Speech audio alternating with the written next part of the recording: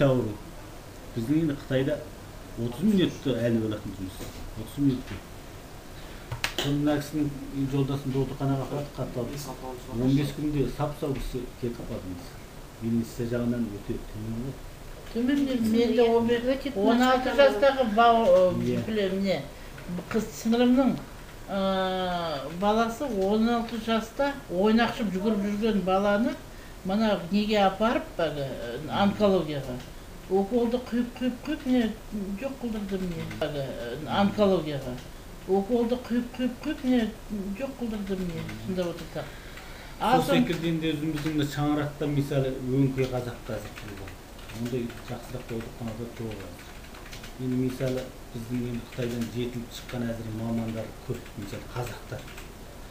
Сол кісілер мысалы енді осы жаққа келу ойлары бар да әзір енді. Сол кісілер талап қылып әкеліп, сондай бір докторхана ашсақ қалай болады деп ойлаймын. Ол өте тамаша, өте тамаша. Білімді қазақтарды әкелу керек. Профессор ішінде мықты. Бізге ондай керек, обязательно керек. Ол жақтың мамандар кішкене кішкене әділетті жұмыс істейді,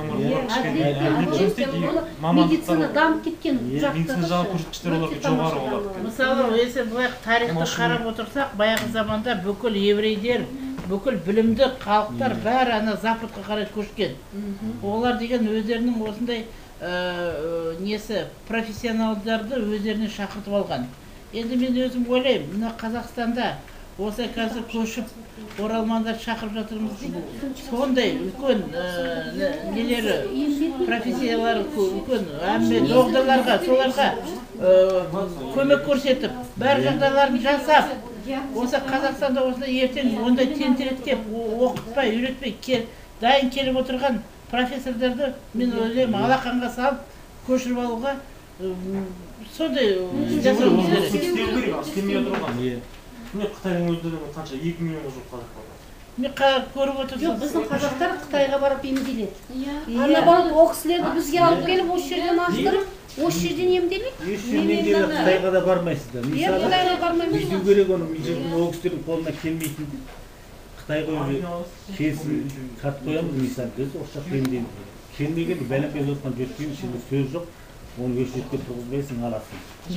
Осы келсін болу керек жағын. Келсін бол, оларды күтіп, бұл идеяңыз өте Біз тамаша енді идея. бір нәрсені ұмытқанбыз ғой. Бабаларымыз мықты болған дейміз.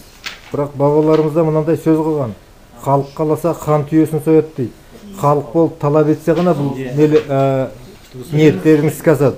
Сондықтан мына шаңырақ қоғамдық бірлестігі де бар, басқа да қоғамдық ұйым бар. Сондай қоғамдық ұйымдарға барып, сол қоғамдық ұйымдардың бәрі бірлесіп, талап қою керек үкіметке. Міне, оралмандарымыз келіп жатыр. Ол жақта жаңағы білімді азаматтар бар. Солар келіп, өз елінде еңбек етуге жағдай жасап берулерін сұраймыз деп, мыңдаған талап қойса, мысалы, бір күнде, бір айда 1000 хат барса, осы шаңыраққа 1-2 доғдырғана ашайық. Ана жақта мықты азаматтар бар, қолынан іс келеді. Сонда оның бәрі бізге де жақсы, халыққа да, үкіметке де жақсы ғой. Үкіметке ақша құйылады, халыққа қызмет көрсетеді.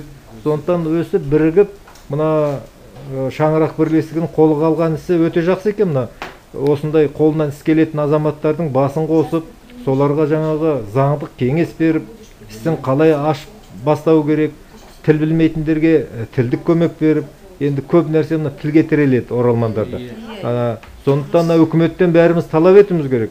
Мемлекет тіл барлық жерде ену керек. Мына кеңестің бәрі қазақша болу керек деген сияқты.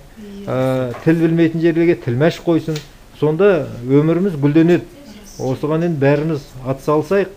Мен мысалы қазір мына кісілердің араларында жүріп, білімдері өте жоғары кісілерді көріп жүрмін. Бірақ та бұл кісілер өте қиыншылыққа түсіп жатыр. Не өздерінің үйлерін заңдастыра алмайды. Не бұны ашып жұмыс жасайықса, мысалы мынандай кісілер, мына кісілер өте жоғары білімі бар, тігінші, қолдарына келмейтін. Осы кісілерге көмектесіп, үкімет көмектесіп, алақанына салса, біз ертең Қытайдан товар тасымайтын едік. Өзіміздің қанша азаматтар, мына Сейфуллинада тұрған кісілердің жігіттері, қанша біздің өзіміздің қазақтарымыз жұмыссыз қаңғырып жүр.